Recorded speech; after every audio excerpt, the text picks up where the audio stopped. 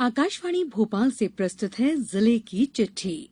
आज सुनिए नीमच जिले की चिट्ठी। आलेख दिनेश प्रजापति का। वाचक पूर्वा त्रिवेदी। नीमच जिले में मानसून की दस्तक के बाद से सभी को तेज बारिश का इंतजार है।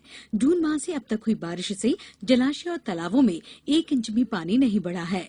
मौसम विशेषज्ञ के अनुसार इस सप्ताह से मानसून सक्रिय होने की उम्मीद है। आज रात से जिले में अच्छी बारिश का दौर शुरू होने की संभावना है, जो शुक्रवार तक जारी रहेगा। इसके बाद 26 जुलाई से फिर बारिश शुरू होगी। पश्चिम रेलवे रतलाम मंडल द्वारा जल्द ही मंदसौर, नीमच, रतलाम, चित्तौड़गढ़ के यात्रियों को मेमू ट्रेन की सुविधा दी जाएगी। ये ट्रेन महाकाल की नगरी उज्जैन से बाया फतेहाबाद, रतलाम होकर चित्तौड़गढ़ तक दौड़ेगी। कोरोना काल के बाद ट्रेनों के संचालन को लेकर रतलाम मंडल ने प्रस्ताव भेजा था।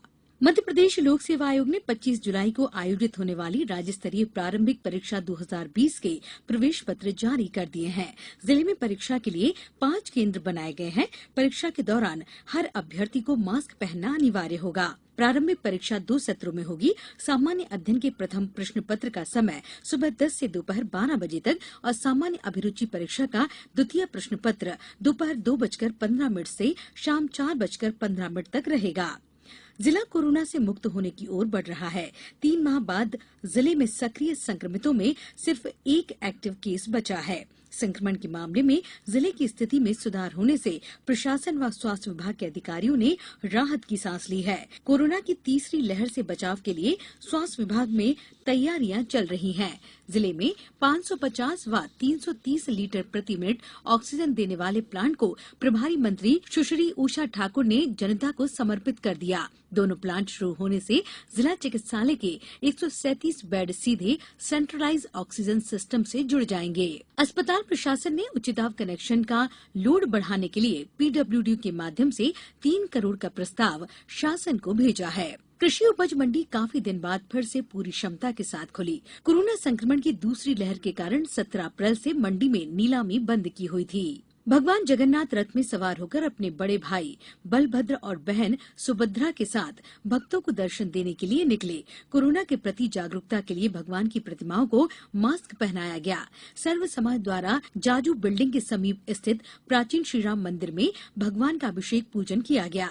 शाम को फूलों व रंग बिरंगी लाइटों से सुसज्जित रथ पर भगवान जगन्नाथ, बलभद्र और बहन सुभद्रा की काष्ठ की श्रृंगारित प्रतिमाओं को विधि विधान से विराजमान किया गया। इसके बाद बैंड बाजों के साथ रथ यात्रा प्रारंभ हुई। प्राचीन भगवान नरसिंह मंदिर में महाआरती की गई। केंद्र सरकार ने कोरोना संक्रमण की वजह से जारी लॉकडाउन में टैक्स पेयर्स को राहत देते हुए आयकर रिटर्न भरने की समय सीमा बढ़ा दी है। वर्ष 2020-21 की व्यक्तिगत आयकर रिटर्न भरने की डेडलाइन 31 जुलाई से बढ़ाकर 30 सितंबर कर दी है। जिले में करीब 35,000 आयकरदाता हैं। रिटर्न भरने की तारीख के साथ ही पैन कार्ड और आधार नंबर को लिंक करने की अवधि भी 30 सितंबर तक बढ़ाई गई है। जिले में 18 वर्ष से अधिक आयु वर्ग को संक्रमण से बचाने के लिए लोगों को जागरूक कर टीका लगवाने की जिम्मेदारी पंचायतों को दी गई है। नीमच तहसील के 2 गांव में 100% वैक्सीनेशन हो चुका है। सावन इस बार 25 जुलाई से शुरू होकर 22 अगस्त तक रहेगा। 29 दिन के श्रावण मास में 4 सोमवार आएंगे।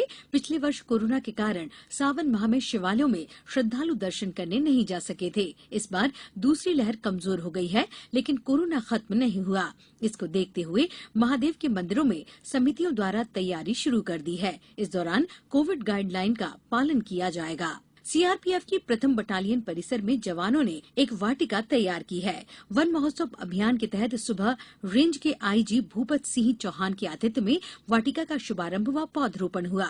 बटालियन के 300 जवानों ने 30 मिनट में विभिन्न प्रजाति के 600 पौधे रोपे। कोरोना संक्रमण की दूसरी लहर का असर कम होने के बाद बाजार अनलॉक हो गए हैं। स्कूलों में बच्चों की पढ़ाई प्रभावित न हो, इसलिए ऑनलाइन पढ़ाई चल रही है। जिले में प्राथमिक और माध्यमिक स्तर के 55,000 से ज्यादा बच्चों को पाठ्य पुस्तकें उनके घर पर उपलब्ध करवाई जाएंगी, ताकि वे घर पर ही पढ़ाई कर सकें। इसी के साथ नीमच जिले की चिट्ठी समाप्त हुई। नमस्कार।